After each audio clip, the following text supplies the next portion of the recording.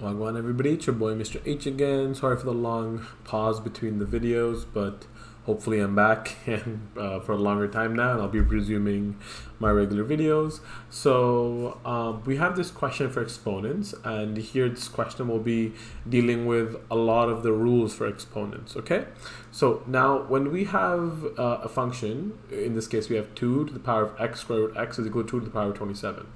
Okay, so when we have something like this, we know that the bases are the same.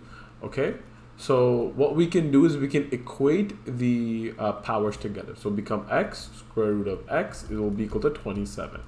Okay, so now once we have this, all we have to do is simply isolate for x and solve it. Now, there are multiple ways to solve this out. You know that x, the square root of x is technically x to the power of half, will be equal to 27, and x on its own is x to the power of 1. So when you multiply two variables with the same base of x in this case and different powers, we will add the powers. Okay, so what is 1 plus 1 over a half? It is going to be 3 over 2, will be equal to 27. Now whenever, and like I said, this is going to be involving a lot of different rules from exponents. So now we know that when something is in a denominator in a power, it is technically the root form. So if I have, let's say, y to the power of 1 over 3, it's technically the third root of y. Okay, if I have, let's say, z to the power of 5 over 6, I technically have the sixth root of z to the power of 5. So same case in here, I will have, if I have x is equal to 3 over 2, technically I have square root of x to the power of 3. And now to simplify 27 in its smallest number, we know that that would be 3 cubed. Okay, so we know that that is 3 cubed. So the first step is we have to get rid of this square root. So how do we do that? We square both sides.